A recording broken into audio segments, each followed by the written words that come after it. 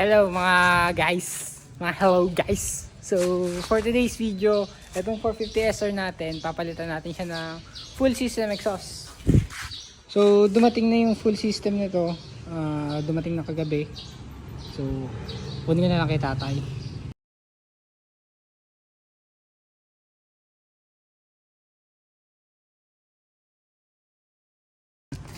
Yan, let's go. Kumuha na ako ng cellphone stand. Ito yung link pipe. So dito siya. So dito sa ilalim. Yan.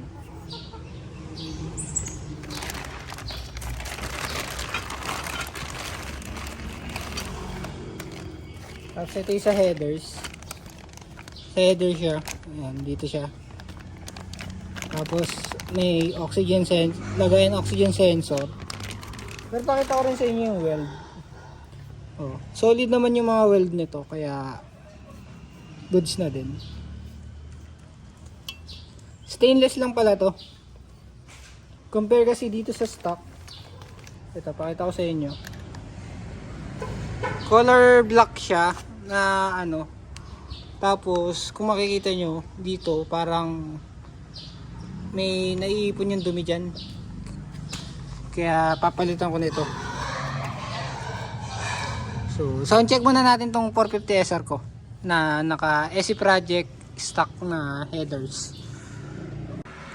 Sound check.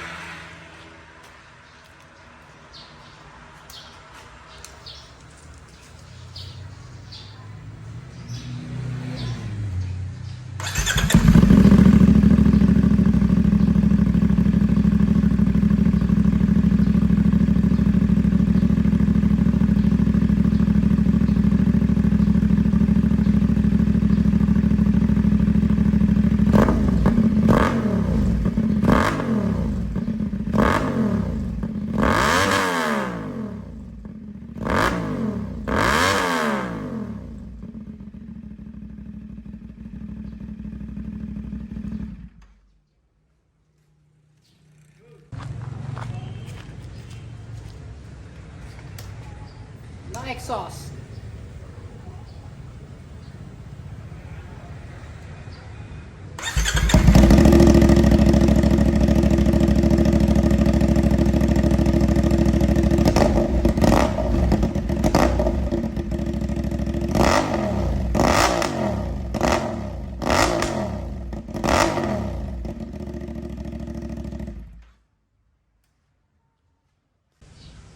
Ayan na, medyo malamig na siya. So tatanggalin ko muna yung mga fairings. So magicin na lang natin kasi medyo matagal yun. So ayan. Ay, pagod na pagod ako. Tagal kong tinatanggal tong galing headers. Shit. Ano? Susukatin muna natin yung timbang kung gaano yung nabawas. Ay. Tanggal hirap nung ano, tanggalin yung kaha. Sukatin natin. So yan yung ano, timbang yan, 7 kilo and 7.5. Yan, 7.5. Sana ano to, accurate yung timbangan na to. Isa pa. Oh, 7.45, 7.5 kilo. 7.5 kilo yan, tapos ano natin yung isa. Ito, tingnan natin kung ilan. 3.2 kilo lang to. So kalahati kagad yung ano natin. Magpas kalahati yung na-save natin dyan. So tara, kapitan natin dyan dito. By the way pala, so may catalytic pa siya sa loob. Hindi ko lang makita dito eh. Basta may catalytic siya sa loob. May konting catalytic pa siya. Ayun o. May catalytic pa siya sa loob. Para hindi ganun siya kaingay.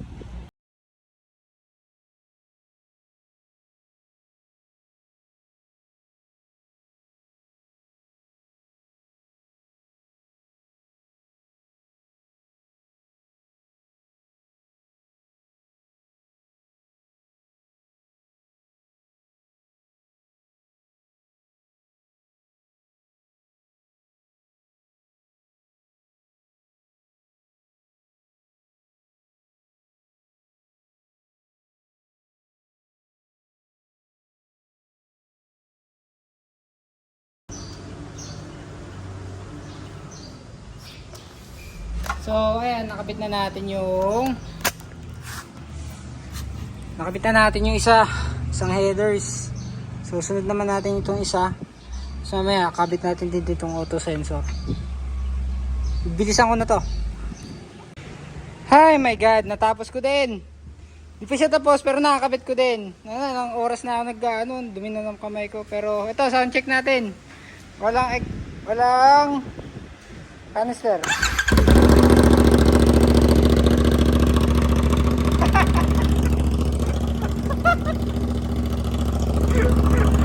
Parang muscle car.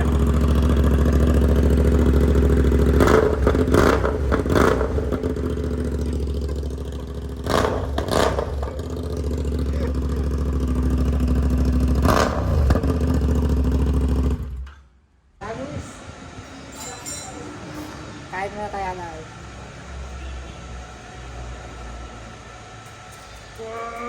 No.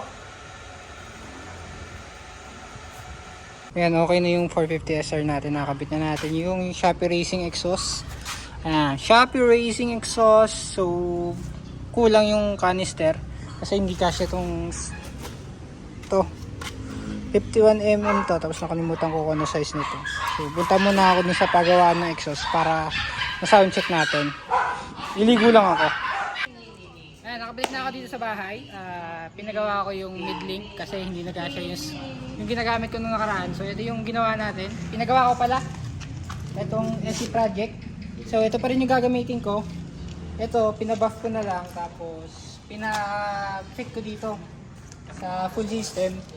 Kasi magkaiba yung diameter nitong nung full system. So, ayan, tara, tingnan natin. Sound check. Lumakad ka daw. Nagmamang may obra. Carbon. Dito.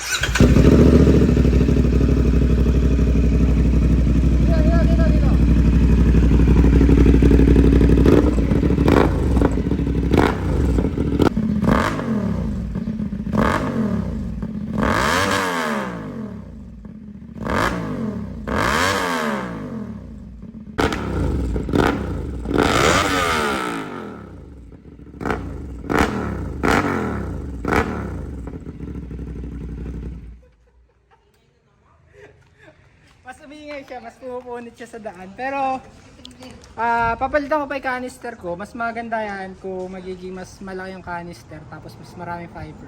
Mas magiging base siya. Pero, mas tunog big brake na siya ngayon. Mas rinig mo na yung 270 crank para sa akin. So, yun lang. Yun lang muna. Next video, magagawa tayo ng onboard record. Para habang umaandar na mabilis, maririnig nyo. So, yun lang. Bye-bye!